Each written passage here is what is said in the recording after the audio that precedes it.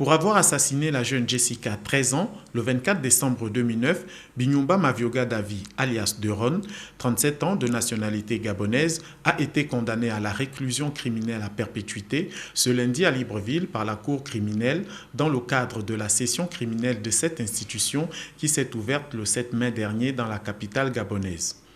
Cet assassinat machiavélique a été commis à des fins rituelles, commandité selon des témoignages incohérents de l'accusé par un député dont le nom n'a pas été révélé.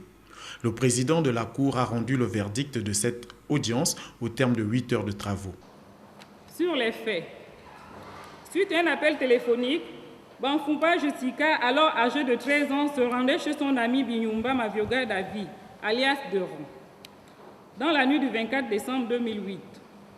2 jours plus tard, son corps était retrouvé dans les latrines des voisins de ce dernier. L'enquête de voisinage effectuée à cet effet permettait l'interpellation du nommé Binyumba Mavioga Davi, qui, interrogé sur les faits, déclarait que Banfumba Jessica l'avait trouvé en train de fumer et, n'appréciant pas ce comportement, elle s'emparait du paquet de cigarettes et jetait celle qu'il était en train de fumer. Que ce geste l'ayant énervé, il se mettait à l'étrangler.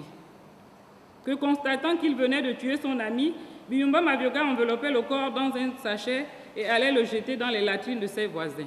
Par ces motifs, statuant publiquement contradictoirement à la majorité des voix en matière criminelle et en dernier ressort, requalifie le crime de meurtre initialement retenu en l'encontre de Binyumba Mavioga Davi en celui d'assassinat.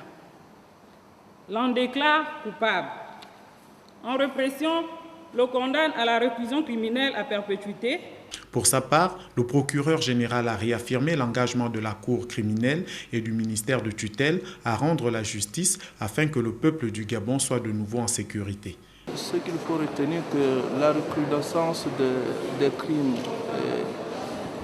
rituels et des assassinats et du grand banditisme depuis un temps se fait remarquer dans notre capitale. Car cela, les autorités au plus haut point ont pris des mesures. On sait que l'on lance un signal fort. C'est pourquoi vous voyez que ces derniers temps, la justice est très répressive parce que les Gabonais ne se sentaient plus chez eux et étaient tout le temps en proie à des agressions, même dans les domiciles. Et cette délinquance et cette criminalité n'épargnent personne.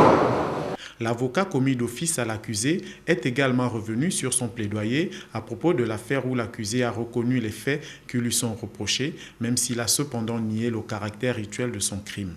Le cas qu'a connu la Cour criminelle cet après-midi en fait partie. Nous sommes vraiment à la frontière de l'inhumain. Pour autant, il faut bien que M. Binyumba ait pu bénéficier d'une commission d'office. Il faut bien que, comme tout le monde, comme tous les accusés, il ait pu être défendu. Les audiences se poursuivent dans toute la circonscription de la Cour criminelle de Libreville, avec notamment les villes de Lambaréné et d'Oyem, et ce jusqu'au 12 juin prochain.